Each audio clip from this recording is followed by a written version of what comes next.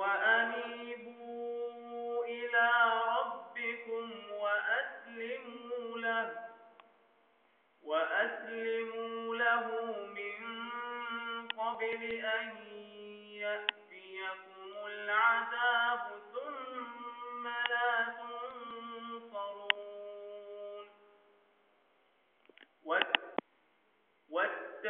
واتبعوا أحسن ما أنزل إليكم من ربكم من قبل أن يأتيكم العذاب بغتة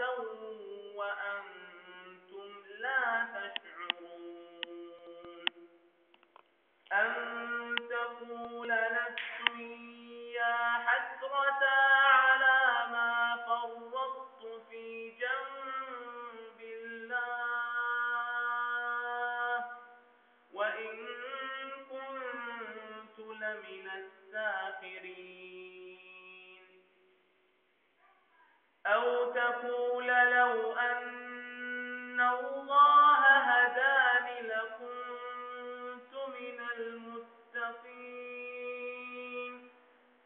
أو تقول حين ترى العذاب لو أن لي كرة فأكون من المحسنين بلى قد جاءتك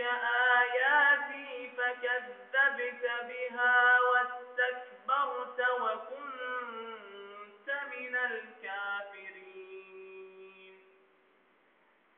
ويوم القيامة ترى الذين كذبوا على الله وجوههم مسودة أليس في جهنم مثوى للمتكبرين وينجي الله الذين اتقوا بمفازتهم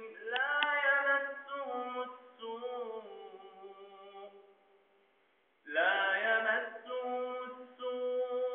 السوء ولا هم يحزنون الله خالق كل شيء وهو على كل شيء وكيل له مقاليد السماوات والأرض والذين كفروا بآيات الله أولئك هم الخاسرون قل أفغير الله تأمروني أعبد أيها الجاهلون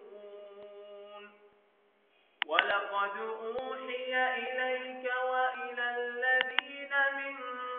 قبلك لئن أشركت ليحبطن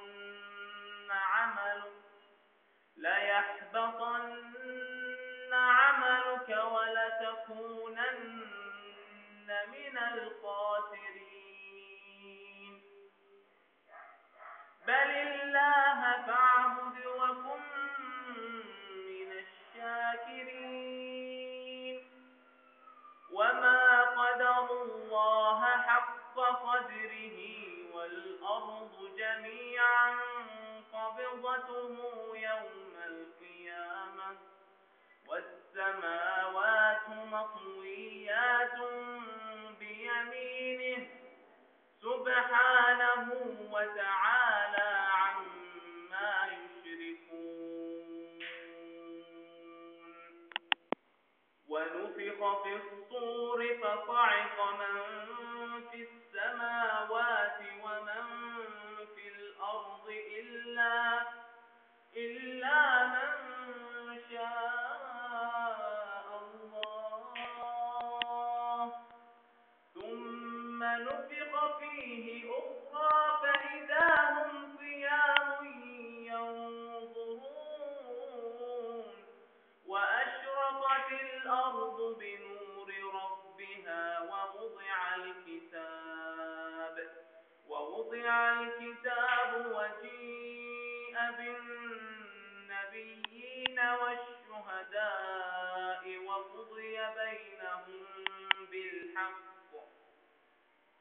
وقضي بينهم بالحق وهم لا يظلمون ووفيت كل نفس ما عملت وهو أعلم بما يفعلون وسيق الذين كفروا إلى جهنم زمرا حتى إذا جاءوها فتحت أبوابها وقال لهم خزنتها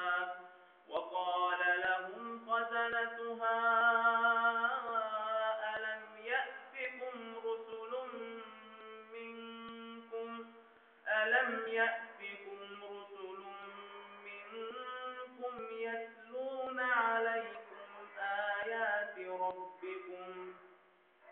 يتلون عليكم آيات ربكم وينذرونكم لقاء يومكم هذا قالوا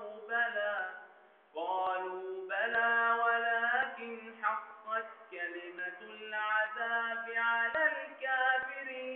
الكافرين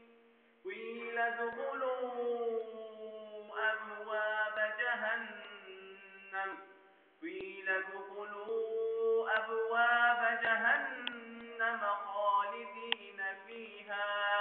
فبئس مثوى المتكبرين وسيق الذين اتقوا ربهم إلى الجنة زمرا حتى إذا جاءوها وفتحت أبوابها وقال لهم خزنتها سلام عليكم طبتم فادخلوها خالدين وقالوا الحمد لله الذي صدقنا وعده وأورثنا الأرض نتبوأ من الجنة حيث نشاء فنعم أجر العاملين وترى الملائكة حافين من حول العرش يسبحون بحمد ربهم وقضي بينهم بالحق وقيل الحمد لله رب العالمين.